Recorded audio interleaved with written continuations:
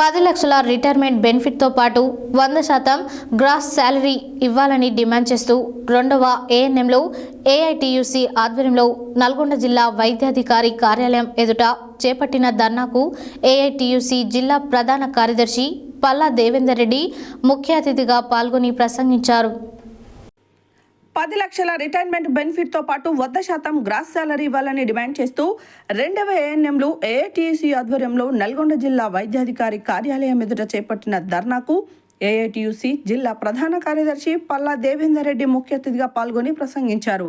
2 దశాబ్దాలుగా వీరితో పనిచేస్తున్న ప్రభుత్వాలు చివరకు రిటైర్మెంట్ సమయంలో వట్టి చేతులతో ఇంటికి పంపించడం ఏమాత్రం సమంజసం కాదని ఆయన ఉద్ఘాటించారు. నూతన ఆర్థిక విధానాలతో కాంట్రాక్ట్ అవుట్సోర్సింగ్ వంటి పేర్లతో ఉద్యోగాలను సృష్టి అరాకొర జీతాలు ఇస్తున్నారని ఆయన ఆవేదన వ్యక్తం చేశారు.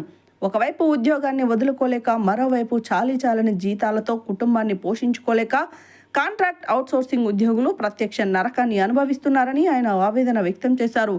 2021వ సంవత్సరంలో పీఆర్సీ అమల్లోకి వస్తే ఇప్పటి వరకు పీఆర్సీ బకాయిలు చెల్లించకపోవడం అధికారుల లోపమేనన్నారు. గత ప్రభుత్వ కాలంలో 2వ ఏఎన్ఎంలు తమను బేషరతుగా రెగ్యులర్ చేయాలని పోరాటం చేశారని, అది సాధ్యం కాదని అప్పటి ప్రభుత్వం తేల్చి చెప్పిన కారణంగా కనీసం 100% గ్రాస్ శాలరీ పైన ఇవ్వాలని తాము కూడా ప్రభుత్వానికి విజ్ఞప్తి చేసినట్టు ఆయన ఈ సందర్భంగా గుర్తు చేశారు. అనంతరం సమస్యతో కూడిన వినతి పత్రాన్ని జిల్లా వైద్య ఆరోగ్య అధికారి కార్యాలయంలో అందించారు. ఈ కార్యక్రమంలో ఏఐటియుసి జిల్లా ఉపాధ్యక్షులు కెఎస్ రెడ్డి, తెలంగాణ రాష్ట్ర 2వ ఏఎన్ఎంల సంఘం జిల్లా అధ్యక్షురాలు పోలే రత్నకుమారి, జిల్లా ప్రధాన కార్యదర్శి రాయల గీతారాణి, మాధురి చిత్రం, సరిత, రుక్సానా, అలివేలు మంగ, సులోచన, అన్నమ్మ, ధనలక్ష్మి, హరిత, శ్రీలత, గీత, భాగ్యలక్ష్మి, సువర్ణ, రేబాక పుష్ప, పద్మావతి, రూప, విజయలక్ష్మి, వెంకటమ్మ, హైమావతి, సునీత, చంద్రకళ, నాగమణి తదితరులు పాల్గొన్నారు.